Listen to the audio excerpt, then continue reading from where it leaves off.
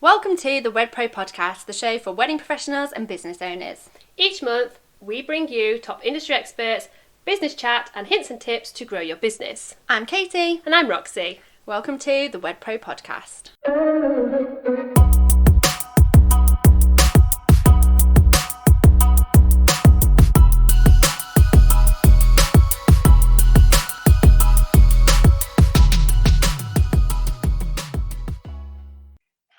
Hi, welcome back to this episode. Thank you so much for joining us. You're listening to Katie and Roxy from the Wedding Business Hub.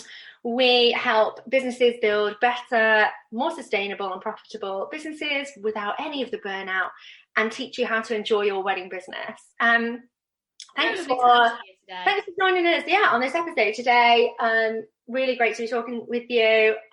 Today we're going to be talking all about adding additional revenue into your wedding business, and we're going to talk about some experiences that we've had around this subjects, and give you some kind of tips as to how you can bring in different services and different ideas into your business so that you can increase the revenue that you bring in to your wedding business, and kind of push through those limits that you might kind of find that you're hitting or potentially working towards hitting in your business. So with adding, additional revenue streams to your wedding business, it may seem on the front of it actually like when you think about your business model that this is something that you can't do, or you're not sure how to do it. Well, this is where we can help you. 100%. And I think actually when you kind of think about where you are in your business right now, and adding additional revenue streams can mean so many different things, can't it? We're going to talk about, the way that we've added additional revenue into our business, and also about some of the ways that we add passive income into our business, which can really help you kind of reach other levels without having to increase workload. But I just want to take it back just slightly to kind of say how and why we kind of got into this in the first place. So we come from a bridal background, we come from a wedding business background. I started my business kind of 12 years ago now, and Roxy got into kind of this industry and definitely came to work for me and with me in the shop, in order to be able to have a business that works around our families. And that was one of the kind of common ground that we also, wasn't it, Roxy? It definitely was, yeah. So we wanted to kind of work and to earn money that we could do around also being busy mums, basically having a life. Yeah, and kind of those family commitments that we kind of got, and as women, and maybe the women listening to this can kind of resonate, and also the men as well, who quite more and more popularly actually, the men that have businesses are kind of caring for the children at home as well. It kind of fell mainly on us, didn't it, to kind of be able to manage both. So we kind of wanted a business, and I wanted a business that was going to work for my family first and foremost. Now, in the bridal shop, as we kind of got busier and we got more and more well-known, and we ended up moving premises, and all of that was absolutely fantastic, and, we brought on staff. I had a kind of this point in the business where actually I was spending less and less time with the children, and we were working kind of most weekends, weren't we? And I started to have feelings of like, how sustainable is this long term? At what point am I going to be able to stop working weekends when the business relies on me? And yes, I had a team, so maybe even more so for you listening, that you might be kind of having those feelings or those thoughts, and if you're not having those feelings and thoughts, there will be a point in your business where you do start to think, is working every single weekend, or most weekends of the year, because we are in the wedding industry and this is what we're expected to do, is that sustainable for the next 25, 35 whatever years of your life? And for me, I was starting to have those kind of thoughts, and mum guilt, totally honest, just pure mum guilt. I was going to touch on mum guilt. Yeah, I mean, quite a lot of business owners who are like sole traders or have like a small team, when you start your business, if the point of starting it was to have more time with your family, and now actually that's not happening anymore, I was just going to say, I bet mum guilt came into it massively.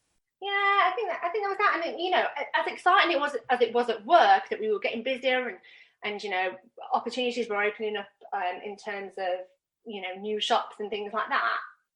It was kind of like this balance of like, balancing it with the family, and it was getting to a point where it was starting to tip in the wrong direction, and you know, when I looked and thought, oh, you know, I started this business to spend more and more time with my family. How much longer am I going to allow myself to work like this for? So you know, that started to come up. And then the second thing that started to come up was we were hitting a limit.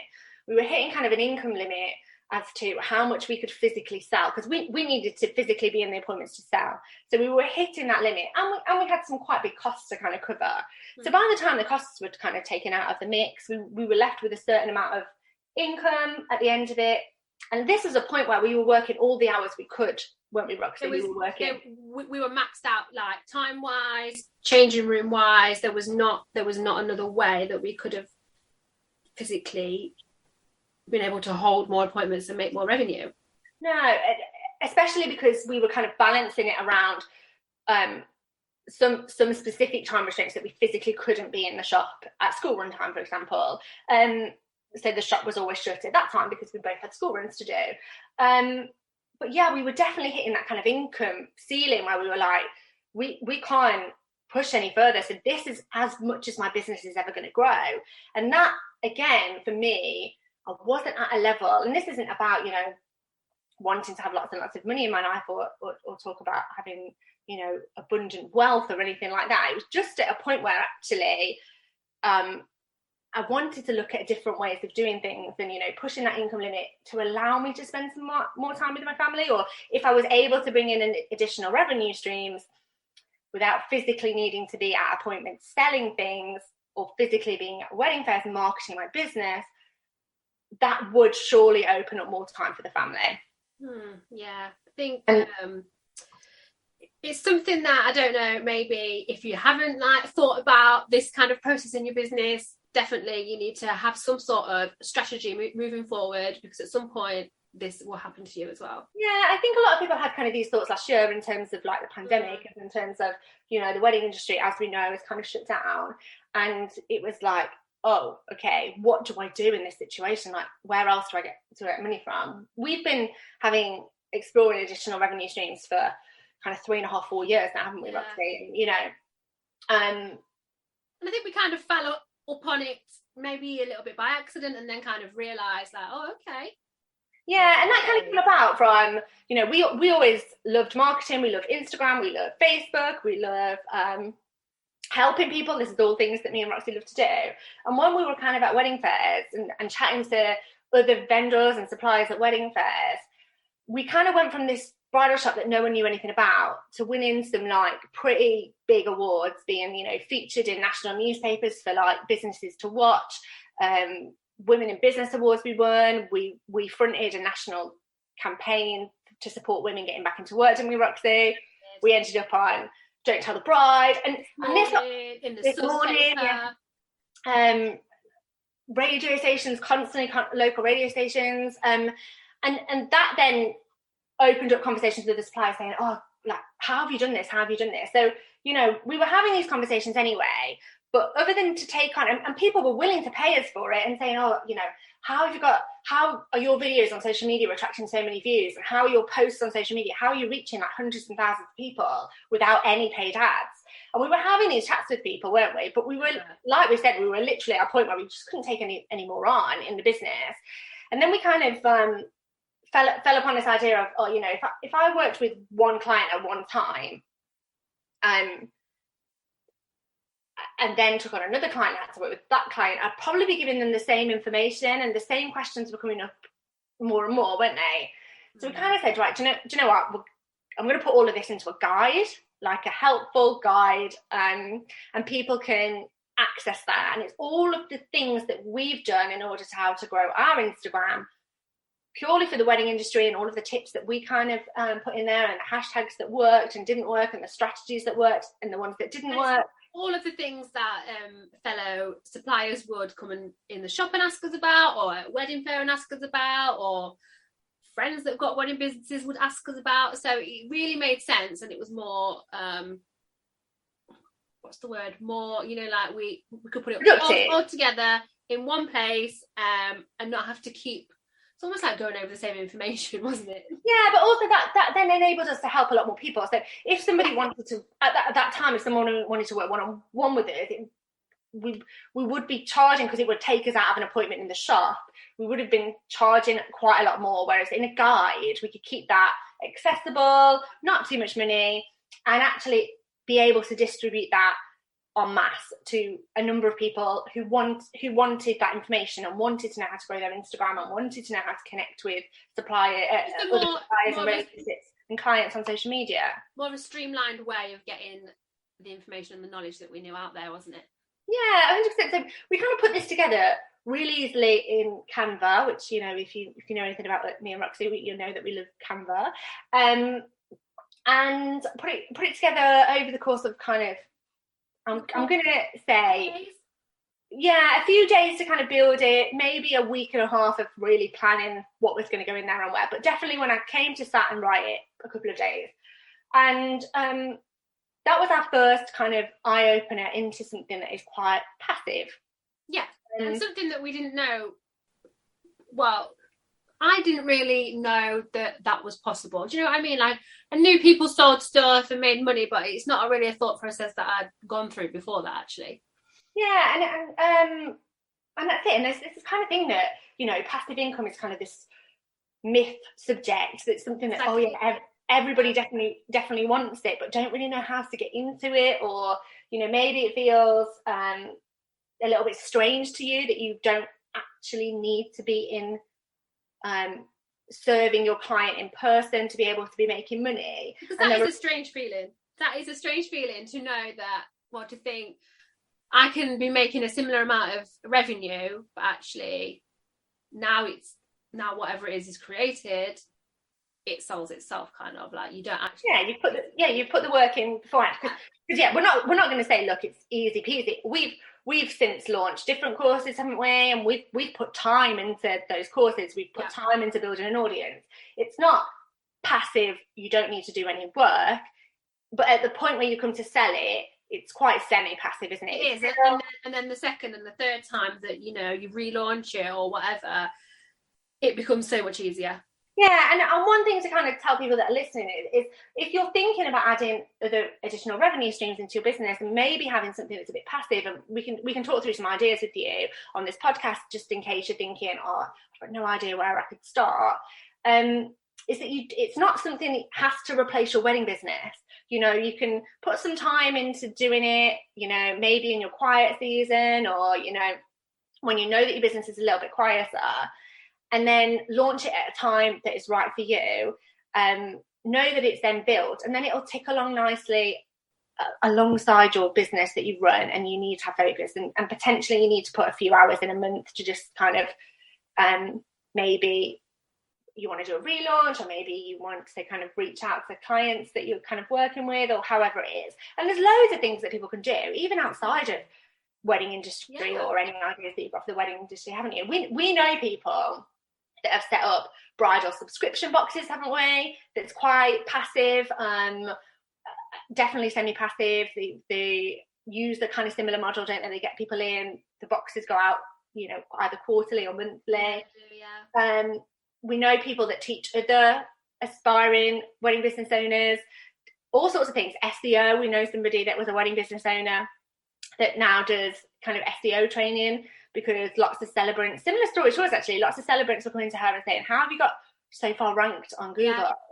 So then really similar story actually, she was being asked quite a lot about this information. So then she popped it in a course, and now she runs courses on SEO and masterminds and things like that can be you delivering it on camera on kind of a Zoom thing, or it can be just a presentation in your voice, slideshow kind of thing where you talk over some slides, or it can be an ebook. We want it to be, can't it?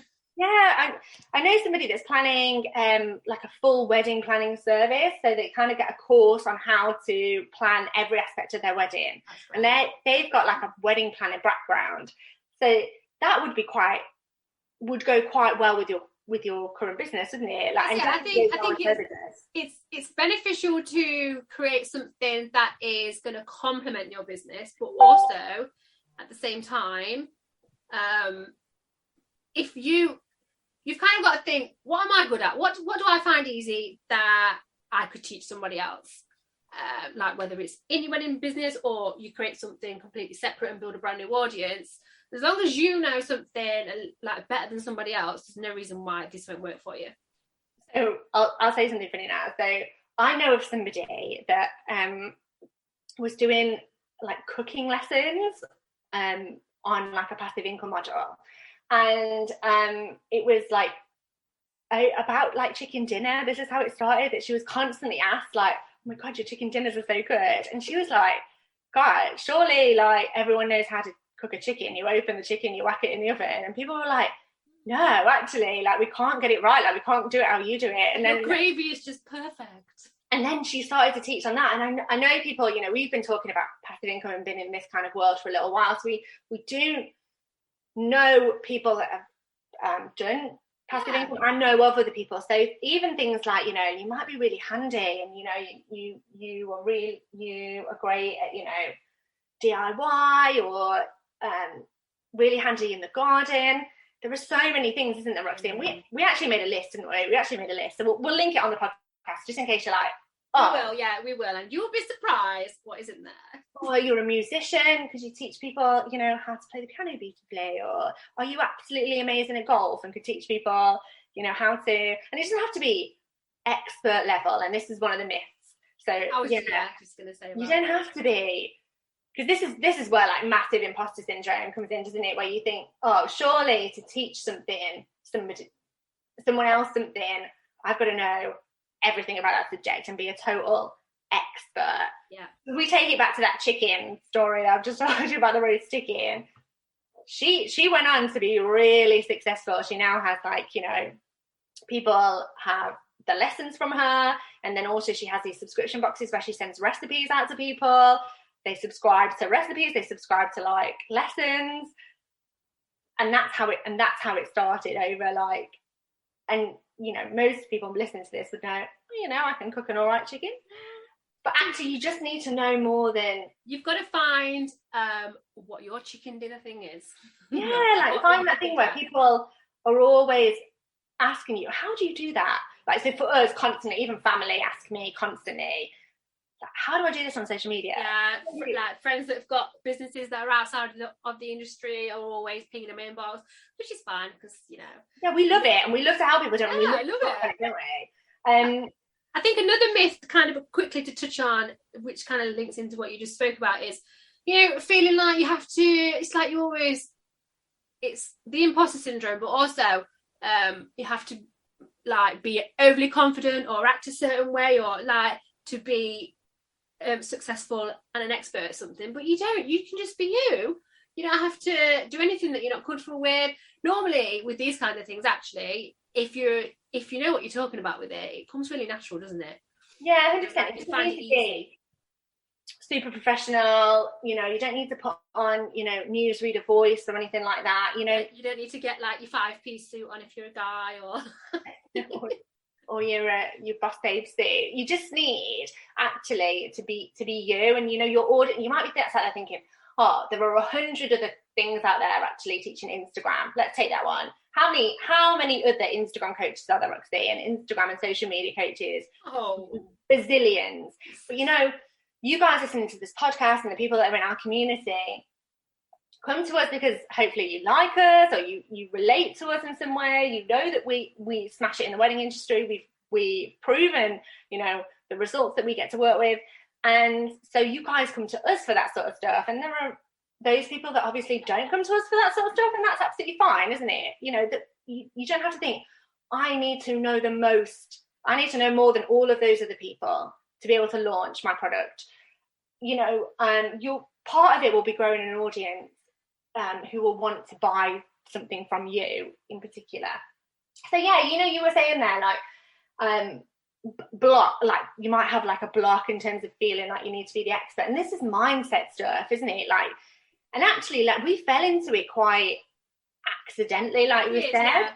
Yeah. And then it was like, okay, and it got to a point in our business where actually it pivoted to the point where we were earning more passively than we were in the shop. on the things that we'd already built.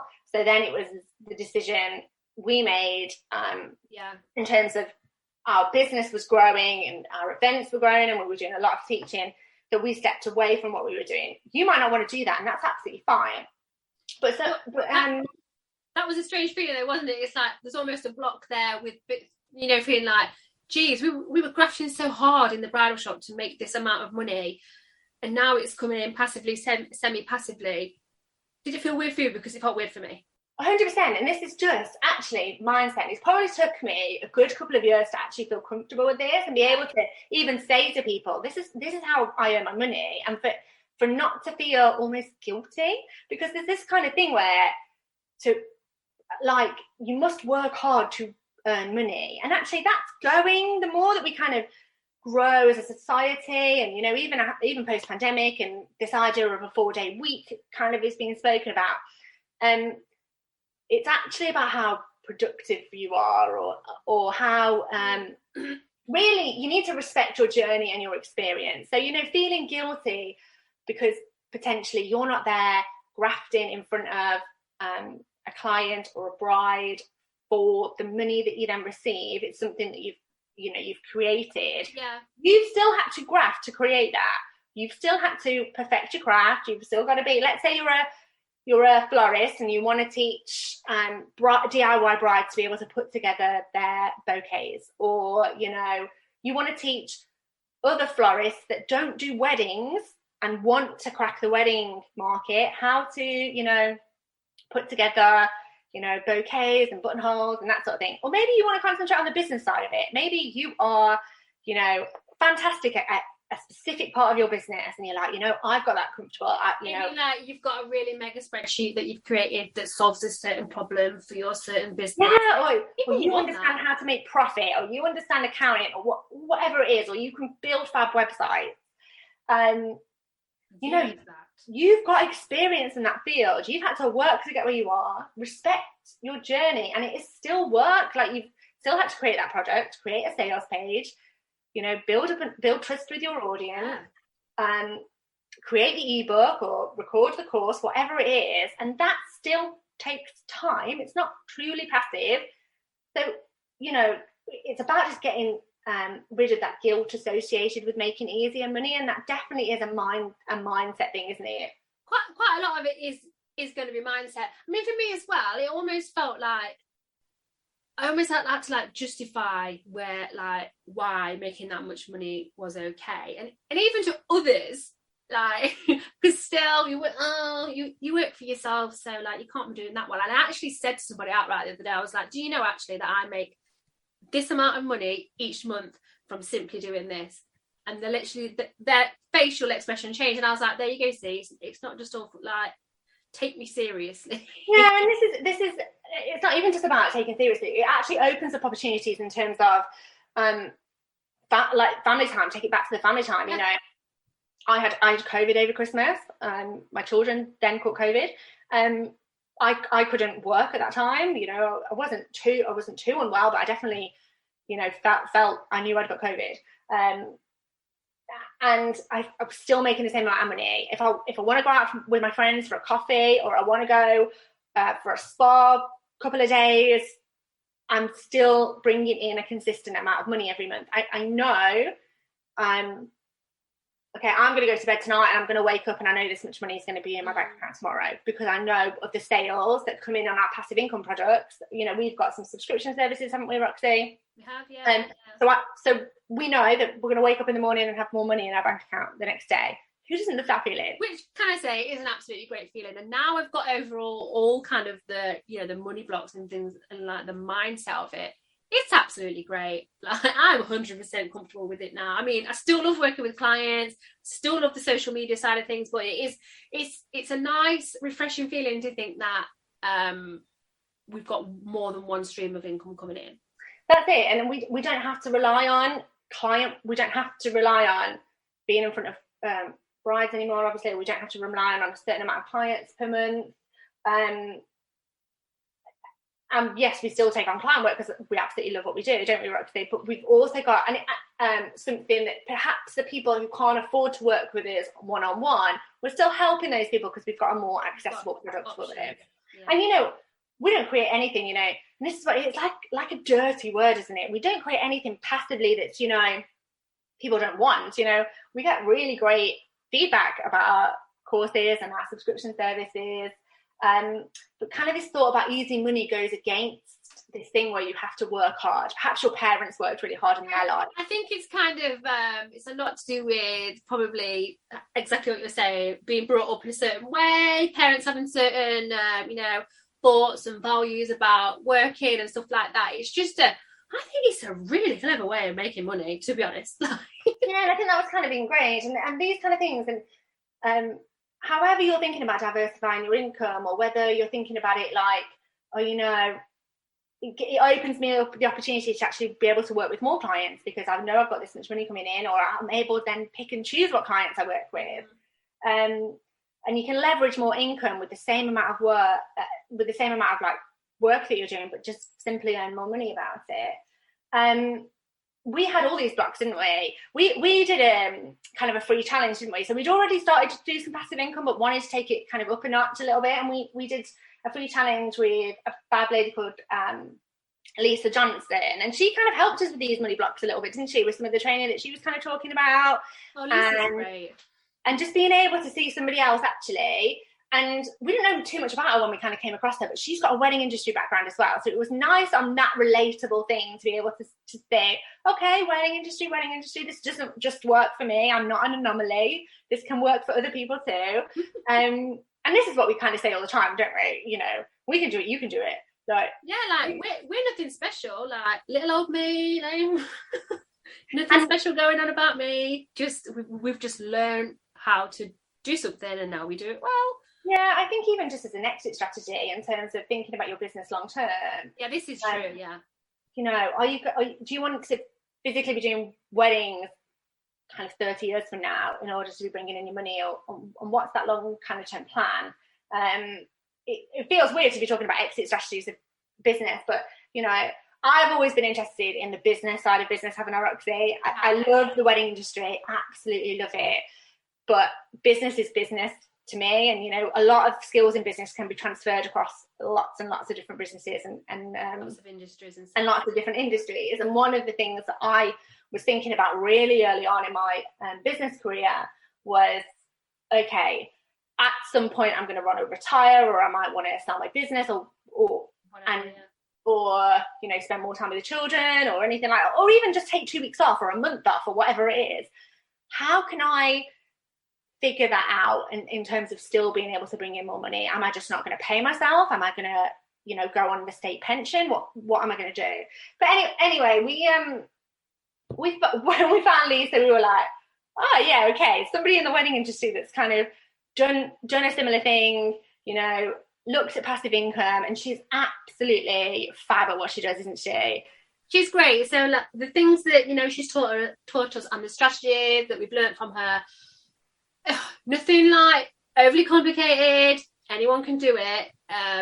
It's just about the process and how you do it, and Lisa teaches it amazingly. And also it helped us to start thinking of other ideas. So yes, we had a couple of passive income products, but actually by doing this challenge, it actually opened us up to some other ideas that we could have, like maybe we wanted to run some masterminds and some other kinds of subscriptions, and how we could kind of integrate that into our business so that we could have more time with our clients that were paying for us kind of one-on-one. And it made me realise as well that actually this expert is not a word to be scared of. Like we are the experts at what we know. Yeah, and if you're feeling like, oh, I'm not an expert in anything, Lisa's running a 4-day course really soon. We would love for you guys to be a part of it. Me and Roxy are going to do it again, aren't we? Because we always come up with new ideas when we do it. We always come out of it learning something new. Yeah, and it would be nice for us to kind of invite you guys in, because we'll hold your hand. We've been doing this for kind of 3 years now. So we've kind of launched a few times. We know what we're doing. Both of us kind of read a lot of stuff as well, don't we? Not just doing courses with Lisa, but also read a lot. This is what we like to do. And we're happy to kind of share all of that with you. Of course we are, yeah. But if you're there thinking, I can't even think of an idea, don't worry. Lisa talks you through how to come up with something. And that's the first kind of day's training. So by the end of day one, you'll have an idea of what you want. And it's absolutely great because there's lots of others in exactly the same boat as well, and you can bounce off ideas. You can bounce ideas off me and Katie. Honestly, by the end of day one, you'll be like, got it. Yeah, and then it's just a case of it. So she's doing this challenge as to how you can kind of build some passive income into your business. There are loads of people that just from the free challenge, don't they, go on to make thousands of pounds of money just from kind of doing this free training. So yeah, how crazy is that? How crazy is that? Just to think that you can actually go on to make money from a free 4-day training. Yeah, and she walks you through everything, absolutely everything you kind of need to know. It's done really easily, isn't it? It's like quick sessions. Then you get a bit of homework to go and do sometimes, but quick sessions that you can kind of watch along live or watch along on replay. Oh, we didn't mention, and there's prizes.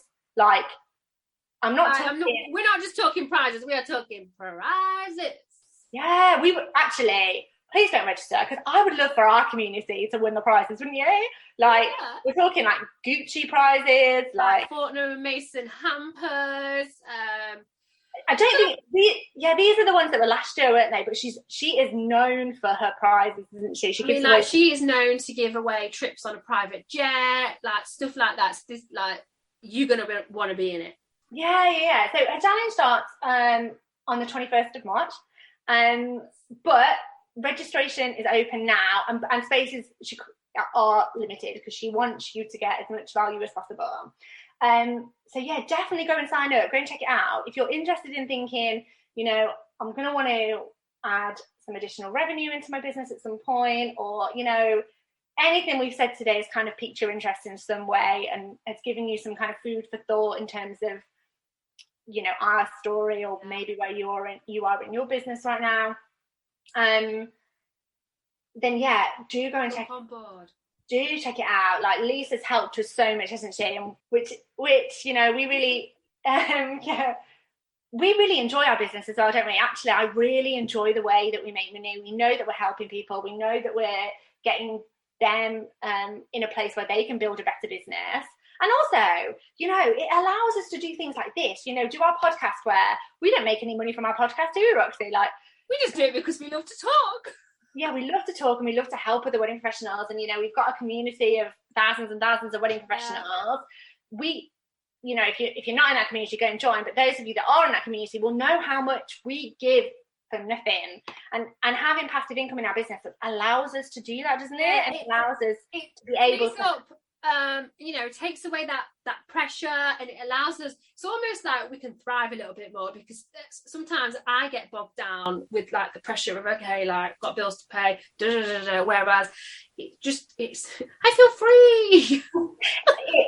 I think it enables us then to kind of help others, doesn't it? And in your business you might be thinking, okay, I want to keep it wedding industry related, I want to do something that's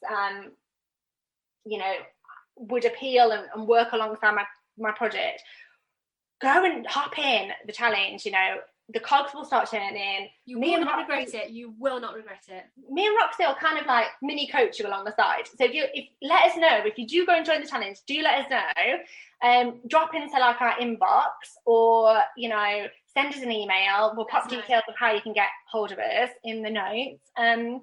And we'll bounce ideas off with you, won't we? We'll answer any kind of questions you've got. Yeah, they're ideas, people, definitely. And we'll be in the challenge as well. So we'll be in the challenge doing it alongside you. So if you're like, what have you done for this? We'll be like, let's have a brainstorm. Yeah, we'd love it. So we'll pop the details for that in the show notes. In the show notes. Yeah, we will. I'll put the link so you click on it and then register for your place. If you're listening thinking, I can't do this, it's not for me, the first thing, the most important thing to do is think, this can work for anybody, and to deal with that kind of mindset. And the most important thing to kind of get you to that next step will be to just work on your mindset. We're when we started with passive income, I was 30. So you were younger. Roxy's the younger one, if you didn't know. 29. So, you know, not at the top of our game in our career whatsoever, but people were still happy to pay for knowledge that we had. And that's right, isn't it? People are happy to pay for knowledge. Let me tell you, I've had like mind blocks all of my life, and it's actually probably only doing this that's made me realise that you are what you give off. So if you feel confident and feel like, you know, I can teach somebody something, you will. Definitely, you will, 100%. Yeah. So if you are even not sure about if you want to take part, just come and dip your toe in. There's no harm in coming and have a look. If it's for you, great. If it's not, equally great. I think once you're in as well, you can catch up on the videos. Yeah. Can't you? So you can catch up on the videos and think, yeah. But if anything we spoke about doesn't need to be as much the myth as it is, does it, Roxy? It doesn't need to be this like dirty little secret that, oh, I can't do that. That's only for like the top 2% of business owners. It's not. It's for you. We've just got to find a way for it to happen. That's all.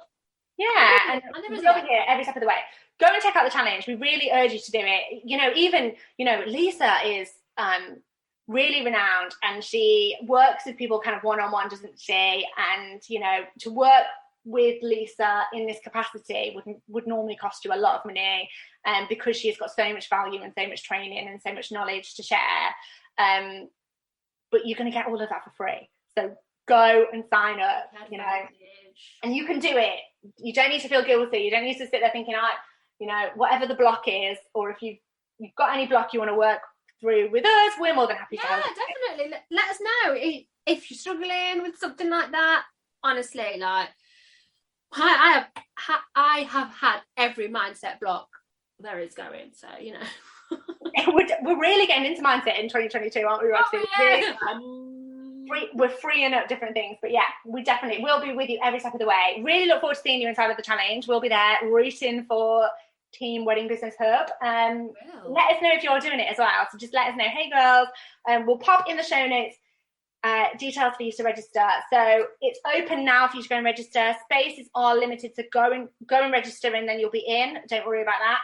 And it starts on the 21st of March. Really short videos every single day. You can watch it, you know, along live or watch it on replay. Don't worry about that. But yeah, definitely go and check it out. Do it. That's it, guys. Thank you so much for listening, and we do hope to see you in the challenge. Talk to you soon. Bye. Bye. Welcome to the Wed Pro Podcast, the show for wedding professionals and business owners. Each month, we bring you top industry experts, business chat, and hints and tips to grow your business. I'm Katie. And I'm Roxy. Welcome to the Wed Pro Podcast.